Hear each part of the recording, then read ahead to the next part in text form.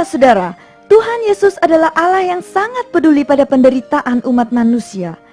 Kasih dan kuasa-Nya yang besar sungguh ajaib.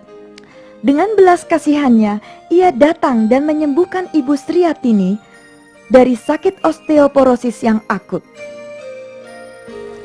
Saya waktu itu sedang ngiris-ngiris sayur-sayuran, kok terus langsung pinggang saya ini kok sakit sekali. Terus langsung ditulungin sama anak saya. Tidur di kasur akan membuatnya susah bergerak karena empuk. Posisi tidur yang paling enak jika ia tidur adalah miring ke kiri. Jika Ibu Sriatini tidur, tempat yang paling enak adalah di bale, yaitu tempat tidur dari papan atau bambu, dengan dialasi tikar dan kain-kain. Dalam keadaan lemas, untuk berdiri urat-urat terasa kencang. Jika melangkah, kaki terasa berat. Semenjak saya melayani di GKI Bintaro tahun 1995, kondisi kesehatannya memang tidak stabil lagi. Saya menyaksikan sendiri betapa Ibu Yusuf susah payah berjalan, tetapi beliau tidak bisa duduk di kursi yang empuk. Beliau duduk di kursi papan, dan dengan wajah yang meringis, lihat sekali dia meringis menahan sakit. Makan juga nggak bisa duduk seperti orang-orang. Kalau saya pasain sampai selesai makan itu bisa keluar keringat dingin, jadi saya keselak-selak gitu.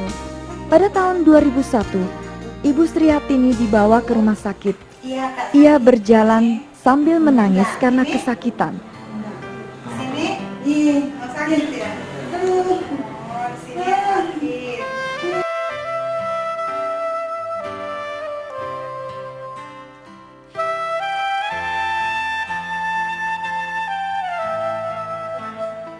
Dokter menyarankan agar operasi dengan jalan tulang keroposnya dikerok.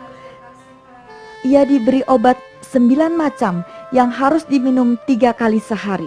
Adapun kegunaan obat tersebut adalah untuk mengurangi rasa sakit di urat-urat dan untuk melancarkan peredaran darah.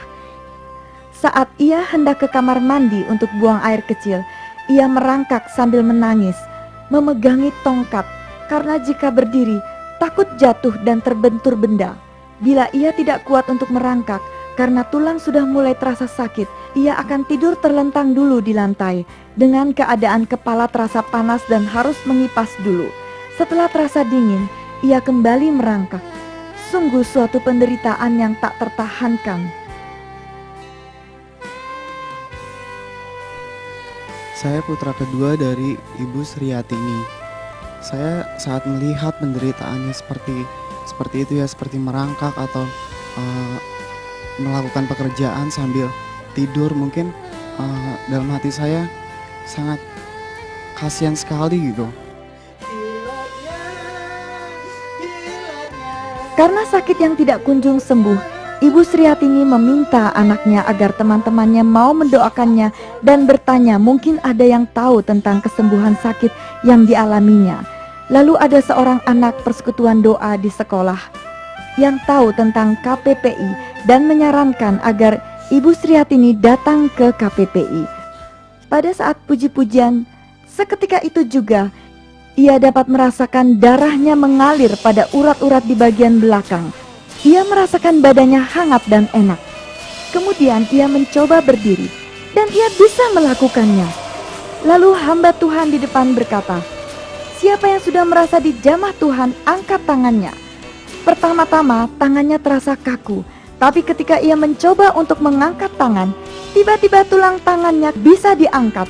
Haleluya, saudara, ibu ini mengalami sakit tulang keropos dan sudah berapa lama, Bu? 5 tahun. Sudah 5 tahun. Tadi waktu jalan harus dituntun ya, dan berjalannya susah ya. Sekarang sesudah doakan, coba jalan, Bu. Jalan ke sana. Iya, balik lagi coba. Iya, haleluya. Siapa yang sembuhkan?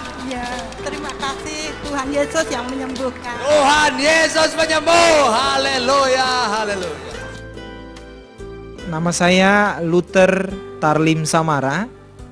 Tuhan mempercayakan saya untuk menjadi pendeta jemaat. Saya mendengar cerita dari penatua bahwa Ibu Yusuf datang ke gereja, duduk tenang dan mau bersaksi tentang kesembuhan yang dialaminya dalam sebuah kebaktian pujian dan penyembuhan ilahi. Saya kaget mendengar itu. Sebab menurut saya ini benar-benar satu mujizat. Satu mujizat yang dialami oleh seorang anak Tuhan yang bertahun-tahun dengan iman dan pengharapannya meyakini bahwa suatu saat Tuhan akan menyembuhkannya.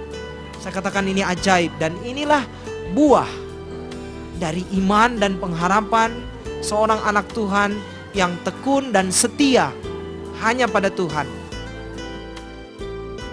Ketika melihat Ibu Sriatini dapat berjalan jauh dengan lancar, tetangganya dan pemilik warung heran bercampur takjub.